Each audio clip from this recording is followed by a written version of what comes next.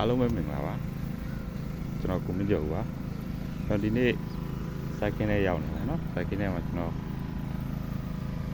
highway နယ်ပို့ဖို့အတွက်မြက်ခွာနေတယ်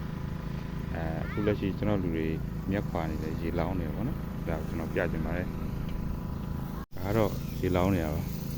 ဒါစိုက်ရသားကဒီကောင်းဆိုရင်ဒါတပတ်သားပေါ့နော်တပတ်သားပဲရှိတပတ်သားမှာမြက်ကမပြည့်သေးဘူးပေါ့နော်တုပ်ဆောင်နေသူကတော့ဒါပေမဲ့အမြင့်တွေပွားနေပြီပေါ့ဟိုကောင်ကဒီရှေ့နားလေးက300သားပဲရှိသေးတယ်ဒါဒီဘက်ချမ်း300သားပေါ့ဘက်ချမ်း300သားကြီးဒါပေမဲ့သူကအမြင့်မဆွဲသေးတဲ့ခါကျတော့ကျွန်တော်ရေလောင်းပေးရတာပေါ့နော်ဒီကောင်တော့ရေလောင်းစီရမလို့ဒီကောင်တရချားတစ်ခါရေလောင်းရုံပဲဟိုမှာတူနဲ့တူပဲစိုက်တာဟိုဘက်ကွက်လေးကဝါလေးက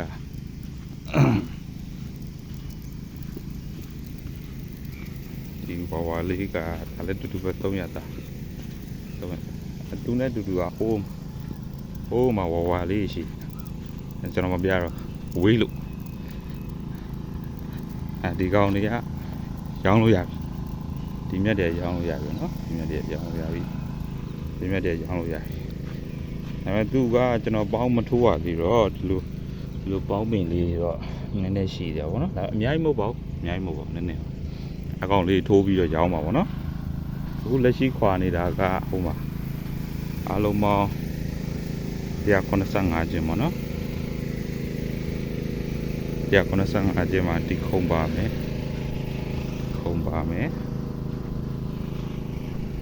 ဘယ်ချမ်းပါဟိုဘက်ချမ်းပါနော်ဒီဘက်ကတော့ခွာပြီးသွားပြီပေါ့နော်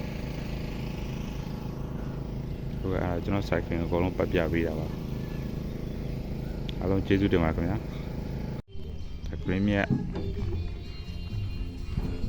185ကျင်းစနဘိန်ကားနဲ့အဲ့ပြီးတော့ကျွန်တော်ဖွဲ့ပြတင်မယ်ဒလိန်တုံးတင်မယ်တလဘတ်တင်မယ်ဝါတင်မယ်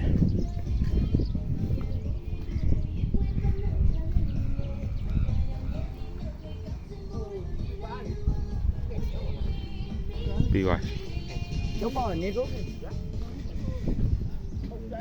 ပြီးသွားအကုန်လုံးခွာပြီးသွားသွားရုံပဲရှိတယ်